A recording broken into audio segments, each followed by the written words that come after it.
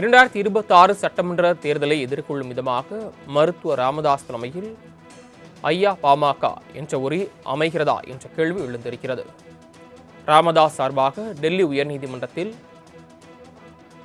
ஆஜராகி வாதாடி வரும் அருள் பெயரில் தாக்கல் செய்யப்பட்டிருக்கிறது மனு. ஐயா பாமக எனும் கட்சி ராமதாஸ் தொடங்க உள்ளதாக கடந்த ஆண்டு நவம்பர் 21 தகவல் வெளியான நிலையில் தற்போது இது தொடர்பாக மனு தாக்கல் செய்திருப்பதாக தகவல் கிடைத்திருக்கிறது. கூடுதல் விவரங்களை செய்தியாளர் ராஜேஷ் வழங்க கேட்கலாம். ராஜேஷ், விவரங்கள் என்ன? சரவணன், வணக்கம்.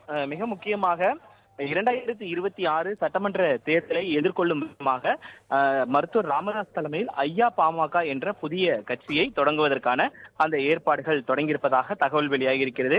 குறிப்பாக கடந்த நவம்பர் மாதமே இது குறித்து நாம் செய்திகளை வெளியிட்டிருந்தோம். புதிய கட்சி தொடங்க உள்ளதாகவும், ஏனென்றால் தேர்தல் ஆணையத்தை பொறுத்த வரைக்குமே அன்புமணி ராமதாஸ் அவர்கள் தலைமையில் நடந்த அந்த பொதுக்குழுக்கு தான் அங்கீகாரம் என்பது வழங்கப்பட்டிருந்தது. அன்புமணிக்கு தான் அந்த பாட்டாளி மக்கள் கட்சியும் அதே போல மாம்பழம் சின்னமும் ஒதுக்கப்படும் என்று ஏற்கனவே தெரிவித்திருந்தார்கள். அதனுடைய தொடர்ச்சியாக பல்வேறு நிகழ்வுகள் என்பது நடந்தது. குறிப்பாக கடந்த மாதம் நடந்த அந்த மதுராந்தகத்தில் நடந்த பிரதமர் மோடி அவர்கள் பங்கேற்ற தேசிய ஜனநாயக கூட்டணியினுடைய அந்த பொதுக்கூட்டத்தில் பாமக பங்கேற்றிருந்தார்கள். அது அன்புமணி ராமதாஸ் பங்கேற்றிருக்கக்கூடிய அந்த நிகழ்வில் அவர்களுக்கு அந்த மேடையில் அமைக்கப்பட்டிருந்த பேனரில் மாம்பழ சின்னம் இடம்பெற்றிருந்தது என்பது ராமதாஸ் ஆதரவாளர்களிடையே மிகப்பெரிய ஒரு கொந்தளிப்பை ஏற்படுத்தியிருந்தது.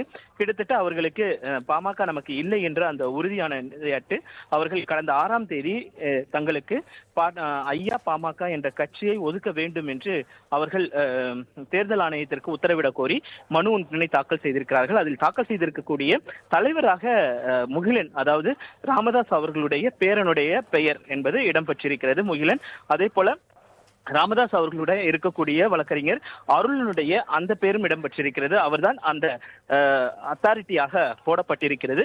அப்படி போடப்பட்டிருக்கக்கூடிய அந்த நிகழ்வில் அதில் ஐயா பாட்டாளி மக்கள் கட்சி என்று தொடங்குவதற்கான அந்த முகவரி என்பது தவறாக இருக்கிறது. அதனால் டெல்லி உயர்நீதிமன்றம் அந்த மனுவை தள்ளுபடி செய்திருக்கிறது.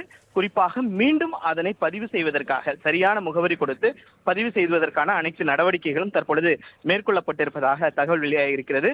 குறிப்பாக புதிய கட்சி தொடங்கினால் மட்டுமே மற்றவர்களுடன் ஒரு கூட்டணி வைக்க முடியும், தனி சின்னத்தில் போட்டியிட முடியும் என்ற ஒரு நிலை என்பது ராமதாஸ் தரப்பிற்கு உருவாகி இருக்கக்கூடிய சூழ்நிலையில் அவர்கள் தொடர்ச்சியாக திமுகவுடன் பேசி வந்தார்கள். திமுகவை பொறுத்த வரைக்குமே அவர்களுக்கு 6 சீட் ஒதுக்குவதற்கான முன்வந்ததாக கூறப்படுகிறது. ஆனால் திடீர் எதிர்பாராத திருப்பமாக விடுதலை சிறுத்தைகள் கட்சியை சேர்ந்த தலைவர் தொல் திருமாவளவன் அவர்கள் பாமக இந்த கூட்டணிக்குள் வருவதற்கு அவர் எதிர்ப்பு தெரிவித்திருந்தார். அவர்கள் உள்ளே வந்தால் நாங்கள் வெளியே செல்வோம் என்று அவர் தெரிவித்திருந்த நிலையில் அந்த பேச்சுவார்த்தையும் கைவிடப்பட்டிருக்கிறது. இந்த நிலையில்தான் தனித்து களமிறங்குவதற்கான வாய்ப்புகளும் சாத்தியக்கூறுகளையும் இருக்கிறதா என்ற ஆலோசனையும் மேற்கொள்ளப்பட்டு வருகிறது.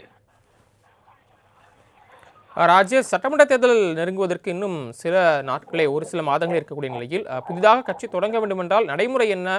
இன்னும் சில நாட்கள் தான் இருக்கிறது. கட்சி பதிவு செய்யப்பட்டு விடுமா? சின்னமெல்லாம் ஒதுக்க வேண்டிய சூழல் இருக்கிறது. என்ன நடக்கும் என்று எதிர்பார்க்கப்படுகிறது?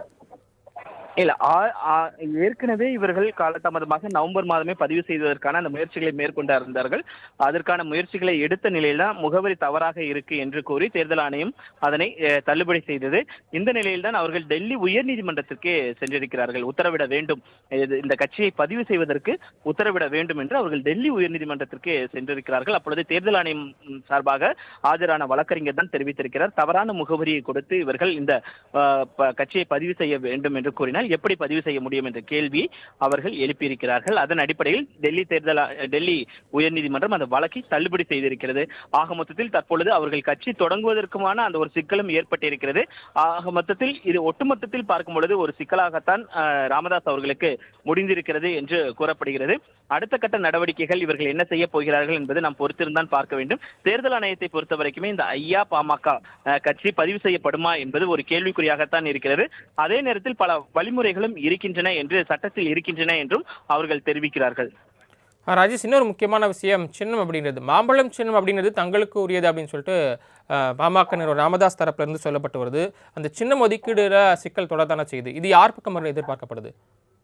இல்ல, குறிப்பாகவே நேற்றைய தினத்தில் டெல்லி உயர்நீதிமன்றத்தில் தேர்தல் ஆணையத்தின் சார்பாக வாதாடின வழக்கறிஞர் அவர்கள் கொடுத்த அந்த தகவல் என்பது பொதுக்குழு என்பது அன்புமணி ராமதாஸ் அவர்கள் தலைமையில் நடந்த பொதுக்குழு என்பது அங்கீகரிக்கப்பட்டிருக்கிறது.